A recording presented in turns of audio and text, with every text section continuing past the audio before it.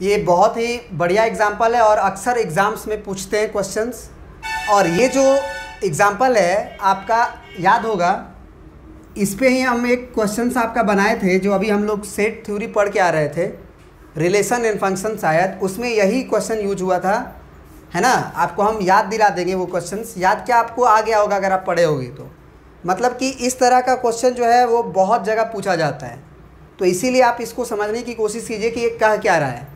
कह रहा है कि यूजिंग बाइनोमियल थ्योरम, इसमें तो बोल दिया कि बाइनोमियल का यूज करिए, लेकिन बहुत सारे क्वेश्चन में डायरेक्ट बोलेगा कि prove that 6 to the power n minus 5n always leaves remainder 1 when divided by 25।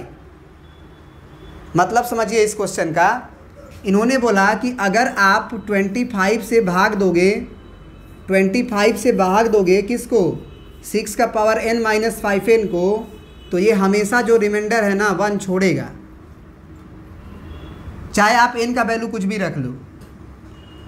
Question समझे कि नहीं समझे?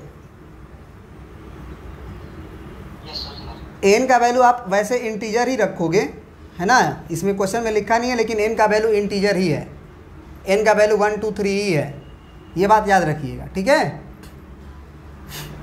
तो हमेशा रिमाइंडर क्या देगा, ये 1 देगा।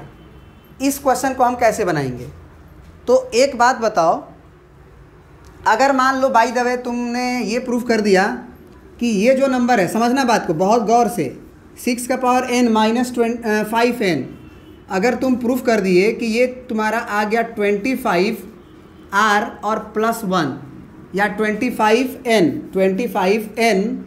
और प्लस 1, तो ये क्या शो कर रहा है, ये क्या शो कर रहा है, 25n प्लस 1 क्या शो कर रहा है कि इसमें जब हम 25 से भाग देंगे तो 1 रिमाइंडर छोड़ेगा। बात समझ रहे हो कि नहीं? ये नंबर क्या शो कर रहा है, अगर हम बोले कि 5r प्लस 3 क्या शो कर रहा है कि इसमें जब हम 5 से डिवाइड करेंगे तो रिमाइंडर क्या देगा, क्या देगा, 3 देगा, रिमाइंडर 3 देगा, याद रखना। अगर हम ये डिवाइड करें 7r प्लस 3 में, अगर हम मान लो तुम्हारा 7 से डिवाइड करें तो क्या रिमाइंडर देगा,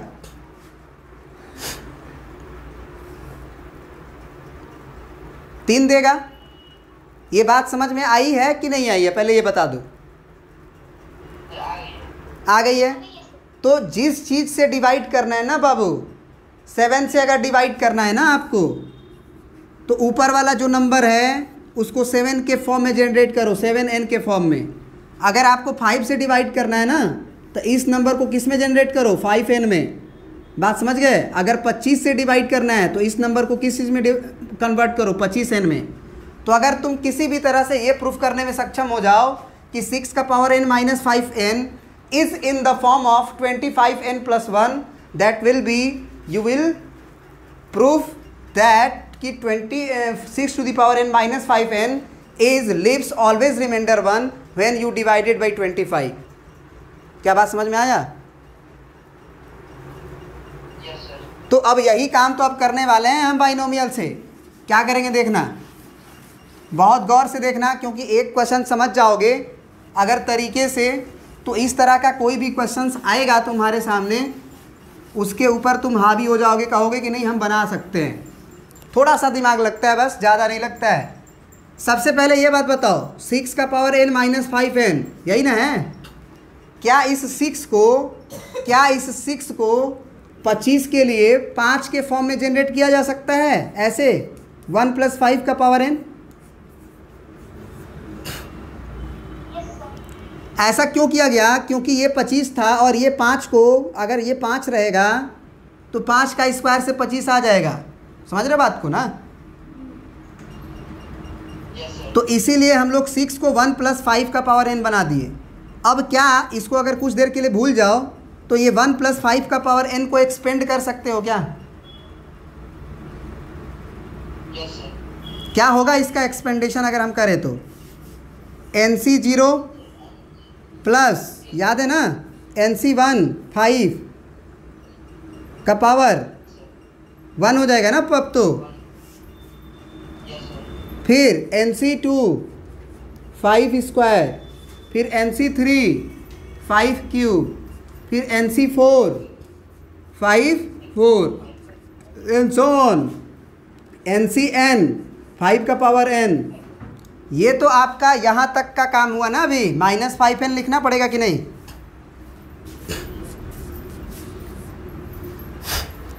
याद है ना, 1 + x का पावर n को एक्सपेंड किए थे तो NC0। फिर यहाँ पे यही बस चेंज करता था क्योंकि पहला एंट्री तो 1 है, तो पहला के पावर n-0 दो क्या फ़र्क पड़ता है, n-1 दो क्या फ़र्क पड़ता है। c का जो लोअर सफिक्स है वो तो पाइप पे जाता है, दूसरे पे जाता है, वो तो बचेगा ही। समझ में आया बात?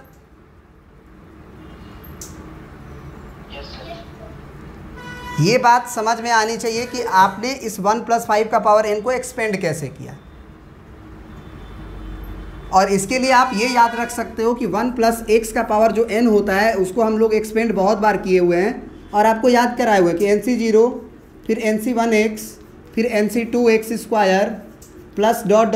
NCN x का पावर n, क्योंकि पहला जो होता है उस पर दोनों का सब्ट्रैक्शन जाता है, n-0 n-1 n-2, और वो पहला टर्म 1 हो चुका है। तो 1 पे पावर लिखने का क्या मतलब है, नहीं लिखेंगे, बस दूसरे पे पावर लिखेंगे। और दूसरा का पावर क्या होता है, c का लोअर सफिक्स। बात समझ में आ गई ना? अब NC0 का वैल्यू क्या होता है बता दो आप हमें। 1 होता है। NC1 का वैल्यू क्या होता है बता दो आप हमें। तो ये n है और ये 5 है, तो इसको 5n लिख सकते हैं क्या? अब ज़रा समझने की कोशिश करना। NC2 को रहने दो। ये बताओ, ये जो 5 का पावर 2 है वो 25 आएगा क्या? अब हमें बताना, NC3 है ना, ये 5 का पावर 3, चलो 5 का पावर है ना, हम 25 नहीं लिखते हैं, हम 5 का पावर 2 ही रहने देते हैं। ये 5 का पावर क्यूब रहने देते हैं, कोई छेड़छाड़ नहीं करते हैं।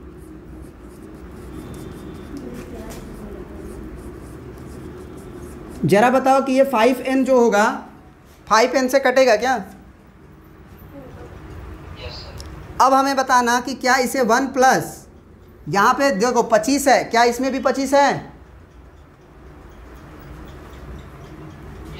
अरे भाई 5 का स्क्वायर कॉमन लिया जा सकता है क्या? तो 5 का पावर 2 कॉमन लिए तो इसमें NC2 बचेगा, इसमें क्या बचेगा, NC3 बचेगा और 5 बचेगा, क्योंकि आपने 2 कॉमन ले रखा है। समझ रहे बात को? तो 1 लिखेंगे तो ये 2 और 1 3 आ जाएगा। फिर इसमें बताओ क्या बचेगा, आपने 25 कॉमन लिया है, सॉरी 5 का पावर 2 कॉमन लिया है, क्या बचेगा? 5 का पावर 2 ही ना बचेगा, तभी ना 2 और 2 4 होगा।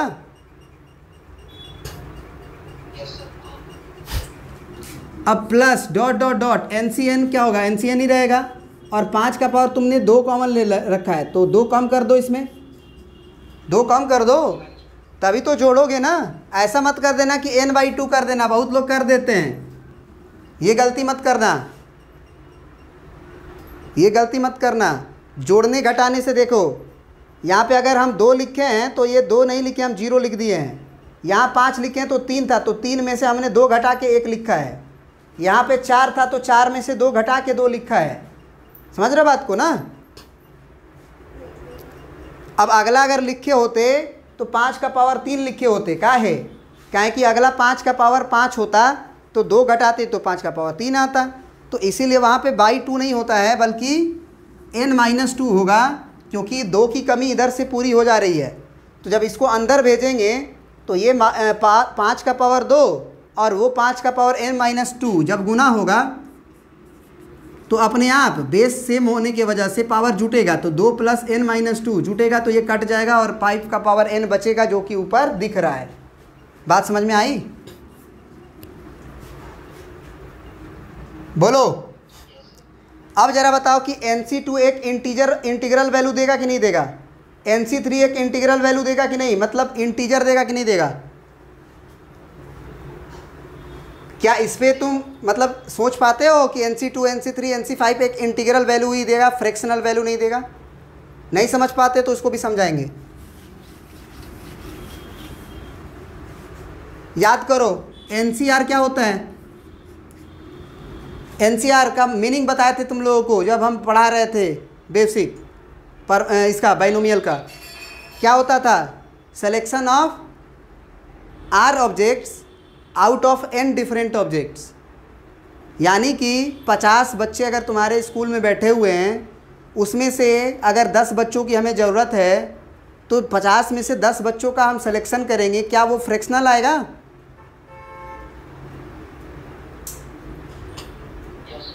नंबर ऑफ वेज फ्रैक्शनल नहीं ना आएगा, नंबर ऑफ तरीका, कितने तरीका से 10-10 बच्चों को हम अपने पास बुला सकते हैं, तो तरीका कभी फ्रैक्शनल आएगा क्या?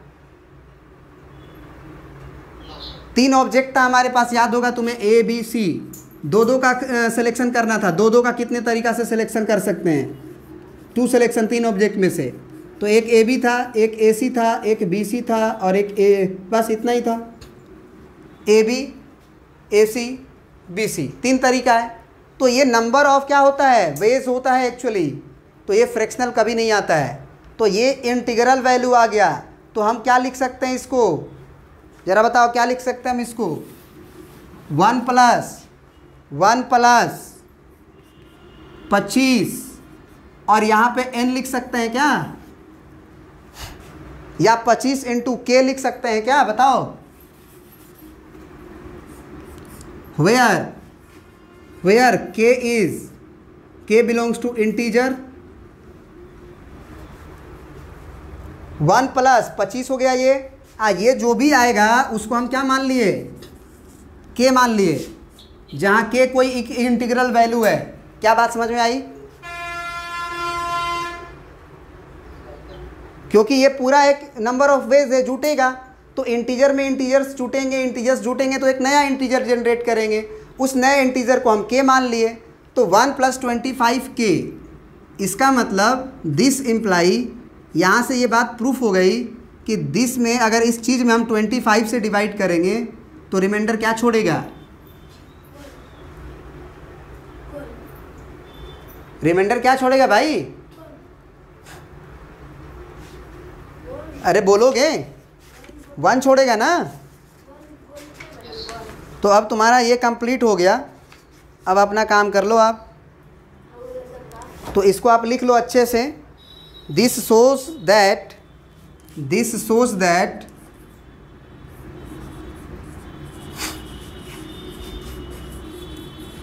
leaves remainder 1 when divides 25, है ना, when divides 25 in 6 to the power n minus 5n। क्या ये बात समझ में आया?